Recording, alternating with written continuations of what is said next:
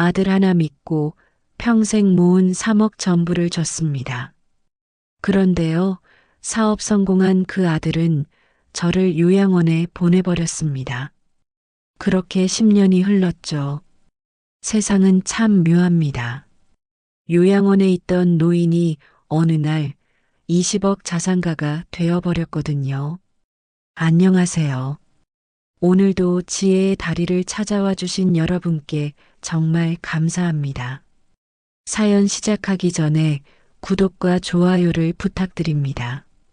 송병철은 새벽 5시면 눈이 떴습니다. 40년 넘게 반복한 습관이었습니다. 창문 너머로 서울 은평구 불광동의 골목이 보였습니다. 낡은 단독주택들이 다닥다닥 붙어 있었습니다. 그는 천천히 몸을 일으켰습니다. 허리가 묵직하게 아팠습니다. 너무 익숙한 통증이라 표정 하나 바뀌지 않았습니다. 부엌에서 물을 끓였습니다. 인스턴트 커피 한 잔과 식빵 2조각을 꺼냈습니다. 이것이 그의 아침 식사 전부였습니다. TV를 켜자 아침 뉴스가 나왔습니다. 경제 뉴스든 정치 뉴스든 별 관심이 없었습니다. 그에게 중요한 건 오늘 몸 상태가 어떤지, 병원 약이 떨어지진 않았는지였습니다. 75살. 송병철은 이 나이에 혼자였습니다. 아내는 10년 전 세상을 떠났습니다. 아들은 분당에 살면서 거의 연락하지 않았습니다. 명절 때 한 번씩 오는 짧은 전화가 전부였습니다. 아버지, 잘 계시죠? 바빠서 못 가요. 건강하세요. 그것이 송병철이 아들과 나누는 대화의 전부였습니다. 송병철은 1970년 20살 때 서울에 올라왔습니다. 충청남도 서산의 작은 마을에서 태어났습니다. 초등학교도 제대로 마치지 못한 채 상경했습니다. 손에 든 것이라곤 시골 어머니가 싸준 보따리 하나뿐이었습니다. 서울역에서 내려 앞이 막막했지만 젊은 송병철은 두려움보다 기대가 컸습니다. 강북의 재개발 현장으로 들어가 형틀목공 보조로 일을 시작했습니다.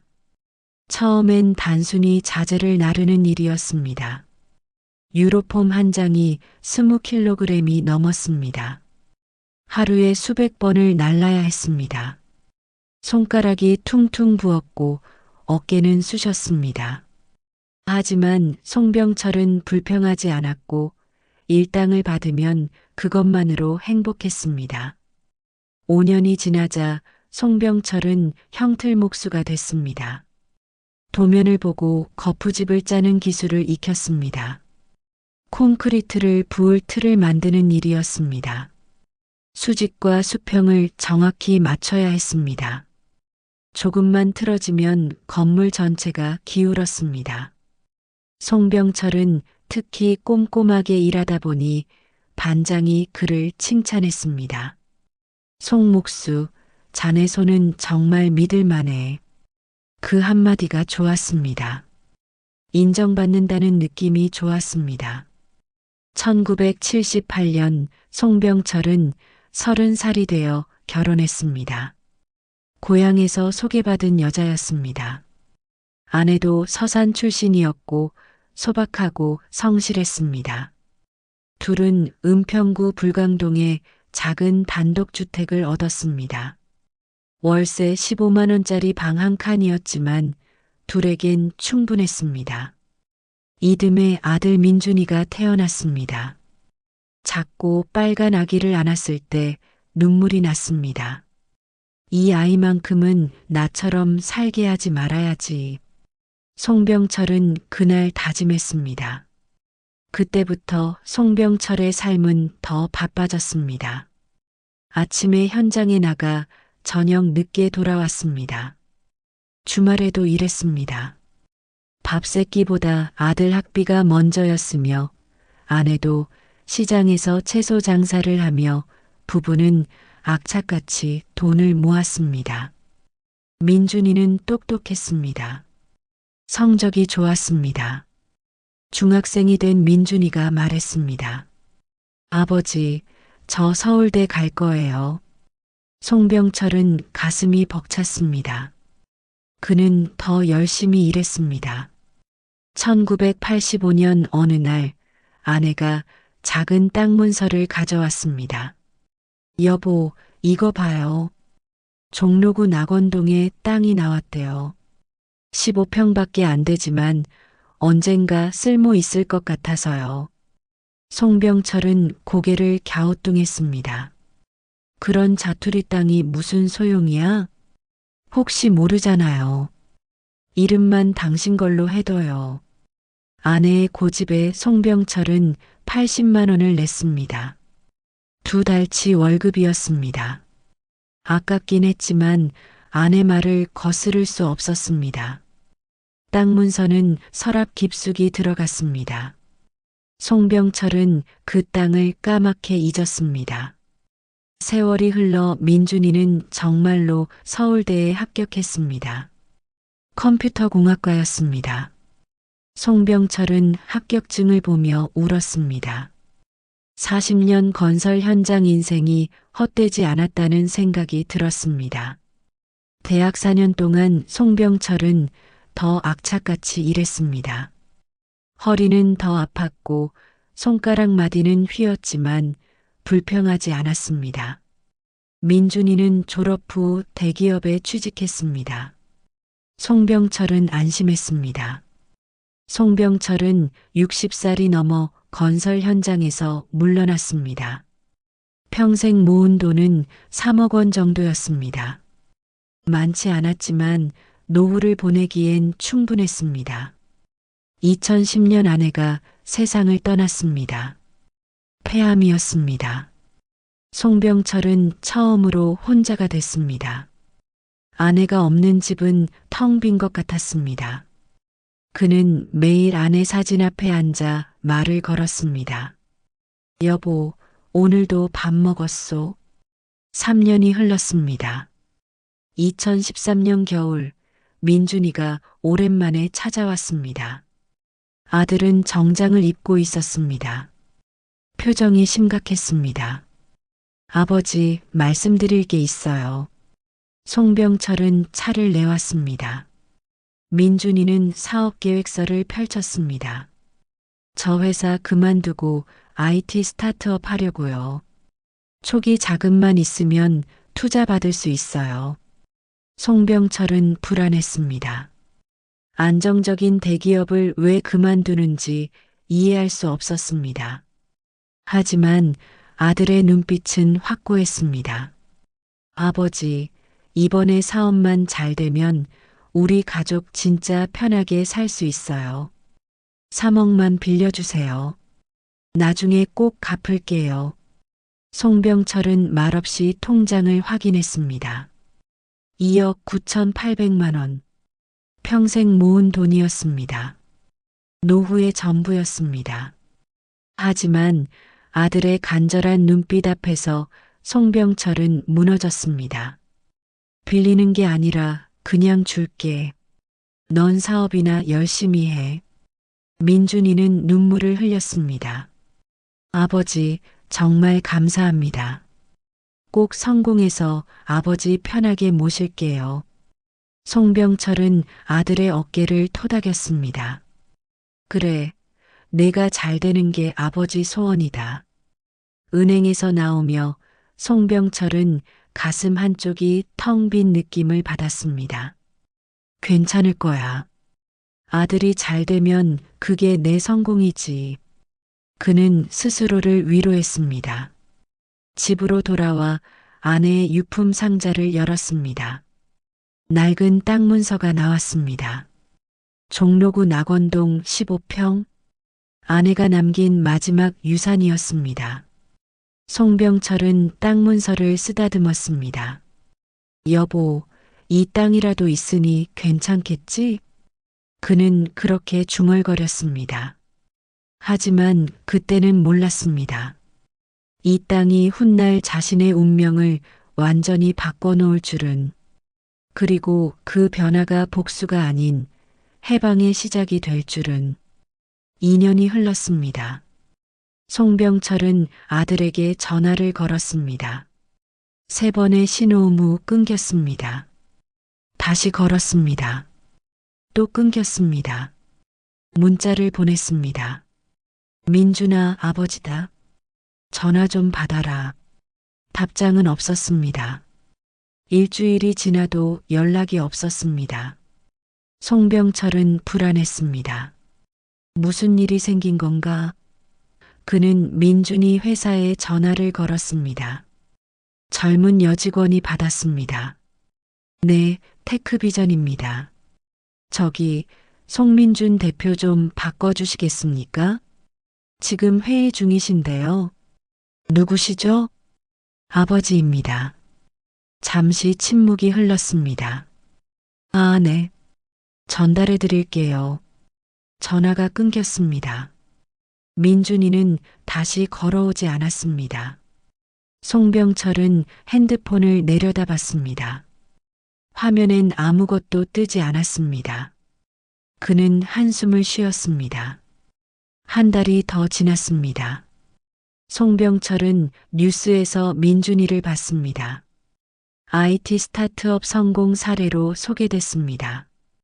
벤처 투자 100억 유치, 강남 테헤란로 사무실 확장, 직원 10명 채용. 민준이는 정장을 입고 웃고 있었습니다. 송병철은 TV 화면을 바라봤습니다. 저렇게 잘 됐는데 왜 연락이 없지? 며칠 후 송병철은 불광동 집 앞에서 낯선 차를 봤습니다.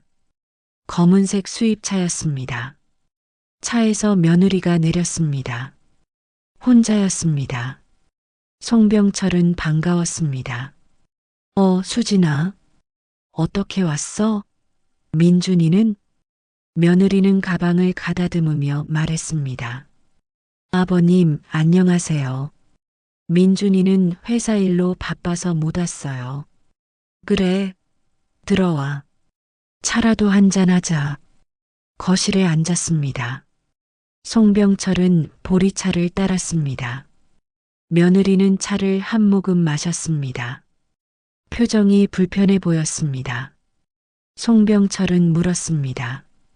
무슨 일이야? 표정이 안 좋아 보이네. 며느리는 잠시 망설이다 입을 열었습니다. 아버님, 솔직히 말씀드릴게요. 요즘 아버님 건강이 안 좋으시잖아요. 건강? 난 괜찮은데? 당뇨도 있으시고 혈압도 높으시잖아요. 혼자 사시기엔 위험해요. 송병철은 고개를 저었습니다. 약만 잘 먹으면 돼. 걱정 마. 며느리는 가방에서 팸플릿을 꺼냈습니다. 경기도 고양시 햇살요양원. 깨끗한 건물 사진과 웃고 있는 노인들의 모습이 보였습니다. 아버님, 여기 한번 가보시는 게 어떨까요? 송병철은 팸플릿을 받아들었습니다. 손이 떨렸습니다. 요양원? 내가 왜 요양원에 가야 하는데? 아버님, 저희도 모시고 싶어요. 진심이에요. 근데 현실적으로 어려워요. 민준이는 회사 일로 새벽부터 밤까지 일하고 저도 애들 학원 보내고 집안일하면 시간이 없어요. 나는 혼자서도 잘 살아. 며느리의 목소리가 조금 높아졌습니다. 혼자 넘어지시면 어쩌려고요? 당뇨 쇼크 오시면요? 아버님, 저희도 불안해요. 요양원이 나쁜 곳이 아니에요. 요즘은 시설도 좋고 간호사분들도 친절하대요. 송병철은 말없이 팸플릿을 내려다봤습니다. 햇살요양원. 월 150만 원. 24시간 간호. 송병철은 고개를 들었습니다. 민준이도 이렇게 생각하나? 며느리는 눈을 피했습니다. 네. 민준이도 아버님이 안전하게 지내시는 게 좋겠다고 했어요. 송병철은 차가운 보리차를 한 모금 마셨습니다. 목이 메었습니다. 3억을 준 아들이 자신을 요양원에 보내려 한다는 사실이 믿기지 않았습니다. 알겠다. 한번 가보지 뭐. 며느리는 안도한 표로 말했습니다. 감사합니다, 아버님. 다음 주에 같이 가보실래요? 송병철은 고개를 끄덕였습니다. 며느리가 돌아간 후 송병철은 거실에 혼자 앉아 있었습니다. 텅 빈 집이 더 넓게 느껴졌습니다. 그는 아내 사진을 바라봤습니다. 여보, 내가 뭘 잘못한 걸까? 일주일 후 송병철은 햇살 요양원에 갔습니다. 민준이는 오지 않았습니다. 며느리만 왔습니다. 요양원은 생각보다 깨끗했습니다. 하지만 냄새가 났습니다. 소독약과 노인 냄새가 섞인 묘한 냄새였습니다. 안내를 맡은 간호사가 말했습니다. 306호실입니다. 4인실이에요. 식사는 하루 3끼 제공되고요. 송병철은 방을 둘러봤습니다. 좁은 침대 4개가 나란히 놓여 있었습니다. 작은 사물함 하나가 전부였습니다. 창밖으로 마당이 보였습니다. 감나무 한 그루가 서 있었습니다. 여기서 살라고? 며느리가 송병철의 팔을 잡았습니다. 아버님 괜찮으세요? 시설 좋잖아요. 저희가 자주 올게요. 송병철은 고개를 끄덕였습니다. 하지만 자주는 오지 않으리란 걸 알았습니다. 2015년 가을 송병철은 햇살 요양원 306호실로 들어갔습니다. 민준이는 입소 수속만 마치고 돌아갔습니다. 아버지, 건강하세요. 자주 올게요. 송병철은 아들의 뒷모습을 바라봤습니다. 차가 멀어졌습니다. 사라졌습니다. 송병철은 방으로 돌아왔습니다. 침대에 앉았습니다. 손이 떨렸습니다. 가슴이 답답했습니다. 그날 밤 송병철은 잠을 이루지 못했습니다. 옆 침대에서 누군가 코를 골았습니다. 복도에서 간호사들이 웃으며 이야기했습니다. 송병철은 천장을 바라봤습니다. 내가 여기서 죽겠구나. 그는 그렇게 생각했습니다. 한 달이 지났습니다. 민준이는 오지 않았습니다. 통장에는 매월 1일 정확히 150만 원이 입금됐습니다. 요양비 명목이었습니다. 송병철은 통장을 보며 생각했습니다. 150만 원이면 내가 이 정도 가치구나. 명절이 왔습니다. 송병철은 혼자 요양원 식당에서 떡국을 먹었습니다. 민준이는 오지 않았습니다. 전화도 없었습니다. 송병철은 밤마다 분노로 잠을 이루지 못했습니다. 어떻게 이럴 수가 있나? 평생을 바쳤는데. 손톱을 깨물고 이불을 움켜쥐며 천장을 노려봤습니다. 하지만 할 수 있는 게 없었습니다. 그는 70살이었고 돈도 없었으며 갈 곳도 없었습니다. 송병철은 점점 포기했습니다. 분노는 체념으로 바뀌었습니다. 그리고 체념은 무기력으로 변했습니다. 요양원 마당의 감나무를 바라보며 송병철은 중얼거렸습니다. 여보, 당신이 남긴 그 땅. 그거라도 있어서 다행이요. 하지만 그때는 몰랐습니다. 그 땅이 모든 것을 바꿔놓으리란 걸. 그리고 그 변화가 그에게 마지막 선택을 하게 만들 거란 걸. 3년이 지났습니다. 송병철은 여전히 햇살 요양원 306호실에 있었습니다. 매일 밤 분노로 잠을 이루지 못했습니다. 어떻게 이럴 수가 있나? 평생을 바쳤는데. 손톱을 깨물었습니다. 이불을 움켜쥐었습니다. 천장을 노려봤습니다. 복수를 상상했습니다. 민준이를 찾아가 소리를 지르는 모습, 요양원을 나가 다시 혼자 사는 모습. 하지만 현실은 냉혹했습니다. 송병철은 75이었습니다. 건강도 예전 같지 않았습니다. 당뇨약과 혈압약은 하루도 빠뜨릴 수 없었습니다. 무릎은 계단을 오르기 힘들 정도로 약해졌습니다. 요양원을 나간다 해도 갈 곳이 없었습니다. 불광동 집은 이미 아들이 처분했다고 들었습니다. 요양원에는 비슷한 처지의 노인들이 많았습니다. 302호실의 박 할아버지는 딸에게 버림받았습니다. 309호실의 최 할머니는 아들 둘이 있지만 한 번도 찾아오지 않았습니다. 식당에서 사람들은 서로의 이야기를 나눴습니다. 우리가 뭘 잘못했나? 박 할아버지가 한숨을 쉬었습니다. 자식 농사 실패한 거지, 뭐. 최 할머니가 쓴웃음을 지었습니다. 송병철은 말이 없었습니다. 위로받고 싶지 않았습니다. 그저 시간이 흐르기를 기다렸습니다. 5년째가 되자 분노도 사라졌습니다. 감정조차 무뎌졌습니다. 아침에 일어나 식당에 갔습니다. 오후에 마당을 산책했습니다. 저녁에 TV를 봤습니다. 잠들었습니다. 그저 그런 하루들이 이어졌습니다. 요양원 마당에는 감나무 한 그루가 있었습니다. 송병철은 자주 그 나무를 바라봤습니다. 아내가 좋아하던 나무였습니다. 봄에 꽃이 피고 여름에 푸르러 쓰며 가을에 주황빛 열매가 열렸습니다. 겨울엔 앙상한 가지만 남았습니다. 송병철은 감나무를 보며 아내에게 말을 걸었습니다. 여보, 당신 말이 맞았소. 그 땅이라도 내 이름으로 해둔 게 다행이요. 하지만 그 땅이 무슨 소용이 있을까요? 15평짜리 자투리 땅, 서울 변두리 낙원동. 아무도 찾지 않는 땅이었습니다. 송병철은 그저 아내가 남긴 유산이라는 것에 위안을 받았을 뿐이었습니다.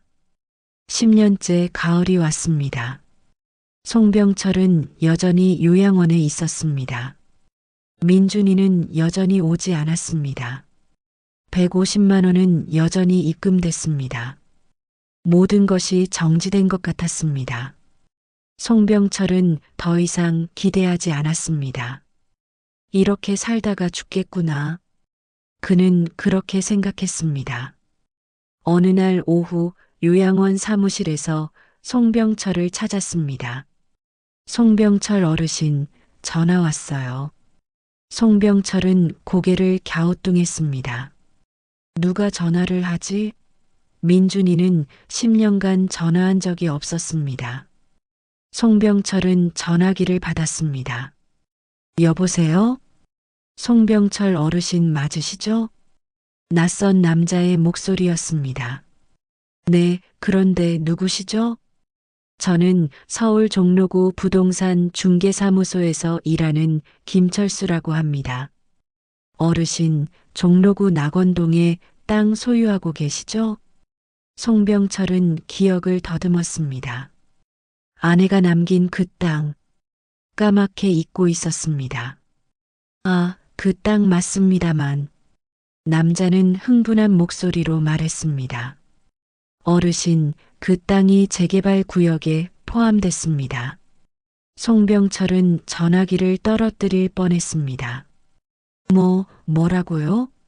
낙원동 일대가 재개발 사업지로 지정됐어요. 보상금이 상당할 겁니다. 어르신 땅은 15평이시죠? 평당 감정가가 나오면 연락드릴게요. 전화가 끊겼습니다. 송병철은 전화기를 내려다봤습니다. 손이 떨렸습니다. 재개발, 보상금, 믿을 수 없었습니다. 그는 침대에 앉았습니다. 가슴이 두근거렸습니다. 설마 진짜인가? 송병철은 그날 밤 잠을 이루지 못했습니다.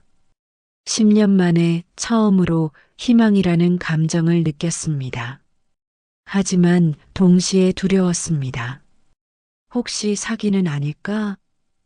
그는 뒤척였습니다. 일주일 후 다시 전화가 왔습니다. 어르신, 감정평가 나왔습니다.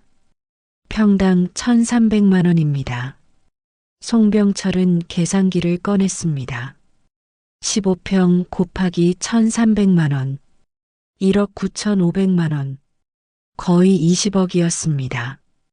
송병철은 전화기를 쥔 손이 떨렸습니다. 정말입니까? 네, 어르신.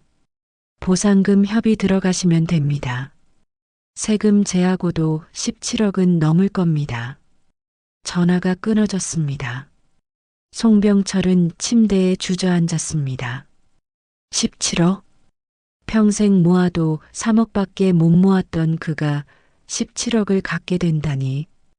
아내가 남긴 땅이 이렇게 될 줄은 꿈에도 몰랐습니다. 송병철은 아내 사진을 꺼냈습니다. 작은 사진이었습니다. 젊은 시절의 아내가 웃고 있었습니다. 여보, 당신이 남긴 땅이 이렇게 됐소. 그의 눈에서 눈물이 흘렀습니다. 10년 만에 처음 흘리는 눈물이었습니다. 분노의 눈물도 슬픔의 눈물도 아니었습니다. 묘한 감정이었습니다. 안도일까요? 복수의 기회일까요? 아니면 또 다른 배신의 시작일까요? 요양원 복도를 걸으며 송병철은 생각했습니다. 이제 민준이가 올까? 10년간 오지 않았던 아들이 이제 나타날까요? 돈 냄새를 맡고 다시 찾아올까요? 송병철은 쓴웃음을 지었습니다. 그럴 거야. 분명 그럴 거야. 마당의 감나무 아래 섰습니다. 가을 햇살이 따스했습니다. 송병철은 하늘을 올려다봤습니다. 구름이 천천히 흘러갔습니다. 그는 중얼거렸습니다. 여보, 이제 어떻게 해야 하오? 아들을 용서해야 하오? 아니면 바람이 불었습니다. 감나무 잎이 흔들렸습니다. 송병철은 답을 찾지 못했습니다. 하지만 한 가지는 확실했습니다. 이제 그에게도 선택할 권리가 생겼다는 것. 10년간 아무것도 할 수 없었던 그에게 이제 무언가를 결정할 힘이 생겼다는 것. 송병철은 방으로 돌아왔습니다. 침대에 누웠습니다. 천장을 바라봤습니다. 민준이가 오면 뭐라고 말해야 하지? 그는 생각했습니다. 하지만 답은 나오지 않았습니다. 다만 한 가지, 이번만큼은 자신이 결정하겠다고 다짐했습니다. 아들이 원하는 대로가 아니라 자신이 원하는 대로. 한 달이 흘렀습니다. 송병철의 통장에 17억 원이 입금됐습니다. 은행에서 확인 전화가 왔습니다. 송병철 고객님, 대금이 입금됐습니다. 확인 부탁드립니다. 송병철은 핸드폰으로 통장을 확인했습니다. 17억 원. 믿을 수 없는 숫자였습니다. 그는 핸드폰을 쥔 손이 떨렸습니다. 요양원은 순식간에 술렁였습니다. 간호사들이 수군댔습니다. 송 할아버지가 20억 받으셨대요. 진짜요? 어떻게? 재개발 보상금이래요. 다른 노인들도 송병철을 다른 눈으로 바라봤습니다. 309호실 최 할머니가 다가왔습니다. 송 할아버지, 정말 20억 받으셨어요? 송병철은 고개를 끄덕였습니다. 네, 아내가 남긴 땅이 재개발됐어요. 최 할머니는 쓴웃음을 지었습니다. 이제 아드님 오시겠네요. 돈 냄새는 멀리서도 맡잖아요. 송병철은 아무 말도 하지 않았습니다. 최 할머니의 말이 맞으리란 걸 알았습니다. 10년간 오지 않았던 아들이 이제 나타날 것입니다. 송병철은 마당으로 나갔습니다. 감나무 아래 섰습니다. 가을 햇살이 따스했습니다. 민준이가 오면 뭐라고 말해야 하지? 그는 생각했습니다. 용서해야 할까요? 아니면 거절해야 할까요? 10년의 배신을 17억으로 덮을 수 있을까요? 송병철은 답을 찾지 못했습니다. 하지만 한 가지는 확실했습니다. 이번만큼은 자신이 결정하겠다는 것. 일주일 후 민준이가 나타났습니다. 10년 만이었습니다. 그는 비싼 정장을 입고 있었습니다. 머리엔 흰머리가 섞여 있었습니다. 중년이 된 아들의 얼굴을 보며 송병철은 묘한 감정을 느꼈습니다. 민준이는 송병철의 손을 잡았습니다. 아버지, 목소리가 떨렸습니다. 정말 죄송합니다. 그땐 제가 정말 미쳤었어요. 사업 때문에 정신이 없어서 아버지를 이렇게 오래 방치한 건 정말 잘못했어요. 송병철은 조용히 손을 빼냈습니다.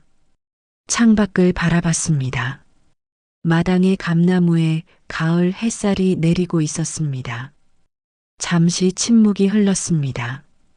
민준이는 초조한 표정으로 아버지를 기다렸습니다. 이번엔 정말 잘 모실게요. 분당집에 아버지 방도 준비했어요. 지금 당장 모셔가겠습니다. 송병철은 여전히 창밖을 바라봤습니다. 10년, 3650일, 87,600시간. 그 긴 시간 동안 단 한 번도 찾아오지 않았던 아들이었습니다. 이제 17억 때문에 돌아왔습니다. 송병철은 천천히 입을 열었습니다. 민준아, 내 아버지. 그 17억 전부 기부하려고 한다. 민준이의 얼굴이 하얗게 질렸습니다. 입이 떡 벌어졌습니다. 예, 아버지, 그게 무슨... 기부한다니까. 자선단체에. 민준이는 황급히 말했습니다. 아버지, 그 돈은 저한테도 권리가 있습니다. 법적으로 직계 가족은. 송병철은 처음으로 아들을 똑바로 쳐다봤습니다. 10년 만에 처음으로. 권리. 그는 차갑게 웃었습니다. 넌 이미 내 권리를 다 썼어. 10년 전 3억으로. 민준이는 말문이 막혔습니다. 얼굴이 붉어졌다가 창백해졌습니다. 송병철은 계속 말했습니다. 10년이야, 민준아. 10년 동안 단 한 번도 오지 않았어. 명절에도, 내 생일에도, 내 엄마 제삿날에도. 난 매달 150만 원으로 측정됐지. 그게 내 가치였어. 민준이는 고개를 숙였습니다. 어깨가 떨렸습니다. 아버지, 정말 죄송합니다. 변명의 여지가 없어요. 제가 잘못했어요. 송병철은 한숨을 쉬었습니다. 분노도 미움도 느껴지지 않았습니다. 그저 담담했습니다. 넌 성공했어, 민준아. 사업도 잘 됐고 돈도 많이 벌었지. 그걸로 됐어. 난 이제 내게 아무것도 바라지 않아. 민준이는 무릎을 꿇었습니다. 아버지, 제발 한 번만 기회를 주세요. 정말 잘할게요. 송병철은 민준이를 내려다봤습니다. 무릎 꿇은 아들의 모습을 보며 생각했습니다. 이 사람이 내 아들인가? 낯설었습니다. 10년 동안 너무 멀어졌습니다. 일어나라. 무릎 꿇어봤자 소용없어. 민준이는 천천히 일어났습니다. 눈가가 붉어졌습니다. 송병철은 말했습니다. 넌 이미 선택했어, 민준아. 10년 전에 아버지보다 사업을, 효도보다 성공을 택했지. 그건 내 선택이었고, 난 그걸 받아들였어. 아버지, 이번엔 내가 선택할 차례야. 난 17억을 기부할 거야. 무연고 노인들을 위해. 나처럼 버려진 사람들을 위해. 그게 내 마지막 선택이야. 민준이는 입술을 깨물었습니다. 송병철은 창밖을 다시 바라봤습니다. 감나무 잎이 바람에 흔들렸습니다. 그는 조용히 말했습니다. 돌아가라, 민준아. 내 삶이나 잘 살아. 난 여기서 내 방식대로 살 거야. 민준이는 한참 동안 서 있었습니다. 무언가 말하려다가 입을 다물었습니다. 결국 고개를 숙이고 방을 나갔습니다. 문이 닫혔습니다. 송병철은 혼자 남았습니다. 그는 침대에 앉았습니다. 가슴이 답답하지 않았습니다. 오히려 가벼웠습니다. 10년 동안 품었던 무언가가 풀린 것 같았습니다. 송병철은 아내 사진을 꺼냈습니다. 여보, 내가 잘한 걸까? 사진 속 아내는 여전히 웃고 있었습니다. 송병철은 사진을 쓰다듬었습니다. 당신이 남긴 땅으로 좋은 일 할 거요. 그게 당신이 원하던 거겠지? 그날 밤 송병철은 오랜만에 편안하게 잠들었습니다. 꿈속에서 아내가 나타났습니다. 당신 잘했어요. 아내가 말했습니다. 송병철은 꿈속에서 웃었습니다. 정말 오랜만에 웃었습니다. 다음 날 아침 송병철은 한국사회복지협의회에 전화를 걸었습니다. 그의 목소리는 확고했습니다. 이제 그에게는 마지막으로 해야 할 일이 남아 있었습니다. 17억으로 세상에 마지막 인사를 하는 일. 일주일이 지났습니다. 송병철은 한국사회복지협의회를 찾아갔습니다. 요양원에서 택시를 타고 서울 중구의 복지 건물로 향했습니다. 오랜만에 외출이었습니다. 서울 거리는 변해 있었습니다. 10년 사이 낯선 건물들이 들어섰고 사람들은 모두 바빴습니다. 복지협의회 사무실은 3층에 있었습니다. 송병철은 천천히 계단을 올랐습니다. 무릎이 아팠지만 괜찮았습니다.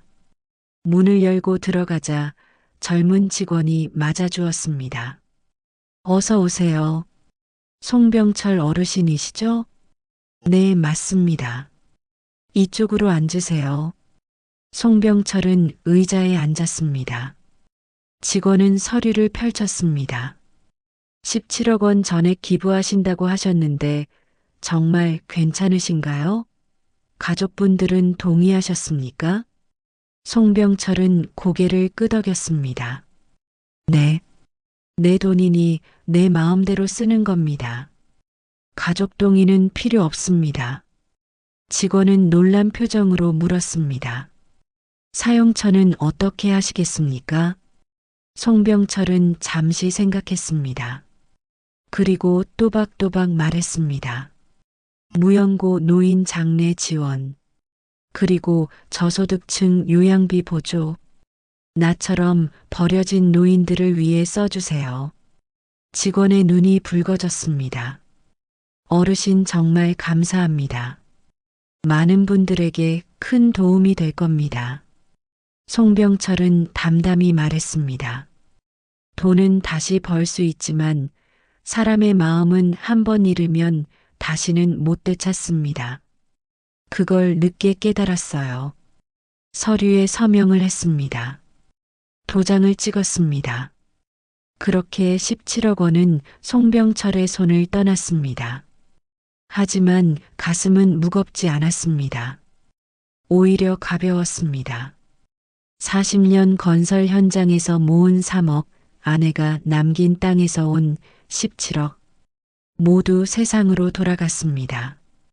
협의회를 나서며 송병철은 하늘을 올려다봤습니다. 가을 하늘이 높고 푸르렀습니다. 구름이 천천히 흘러갔습니다.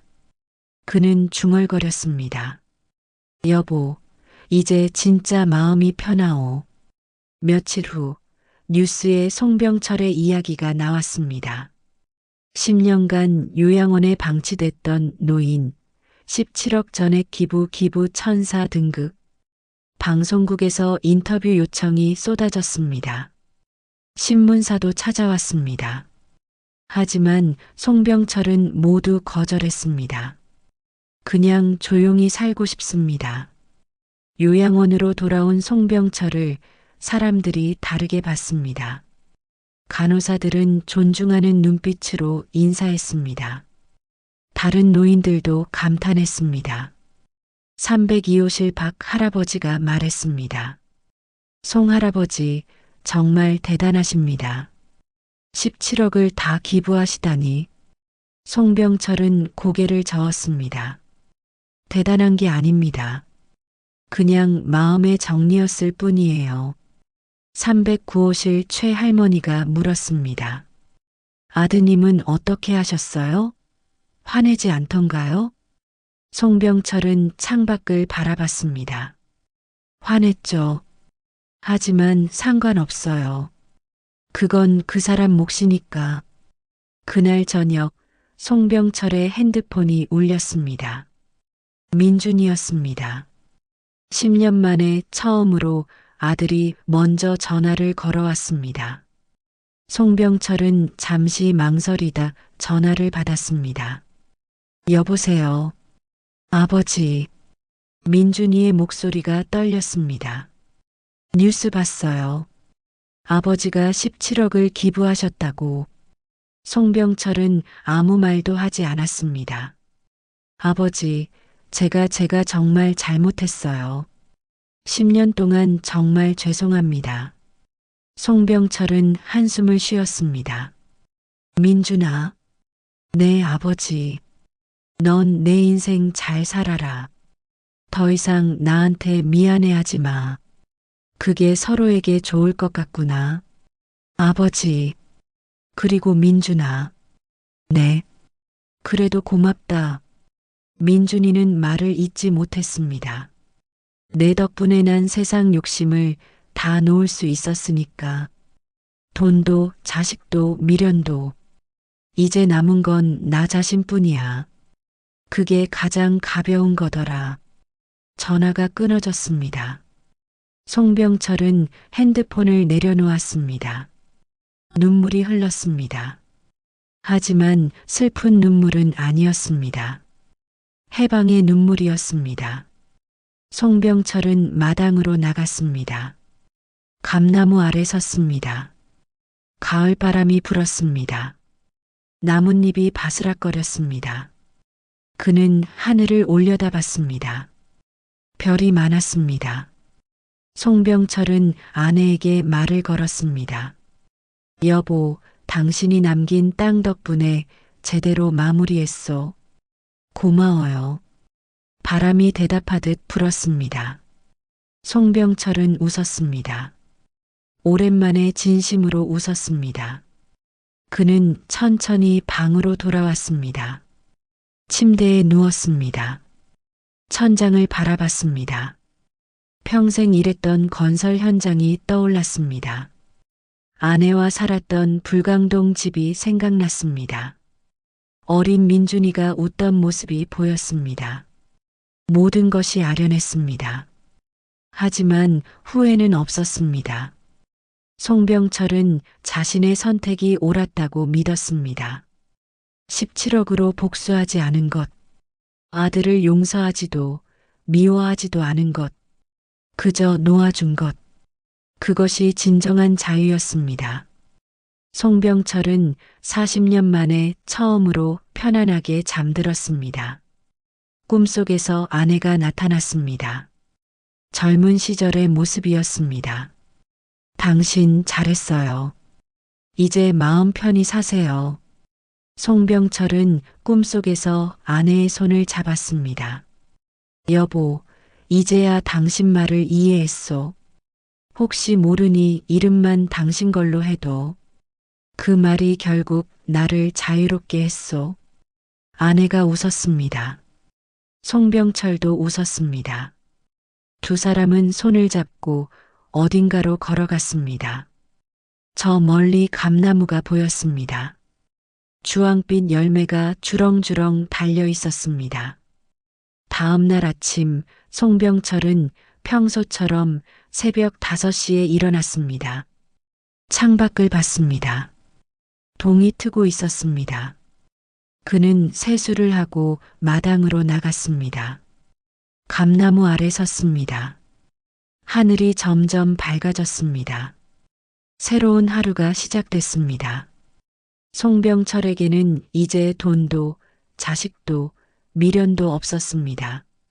하지만 그에게는 평화가 있었습니다. 마음의 평화.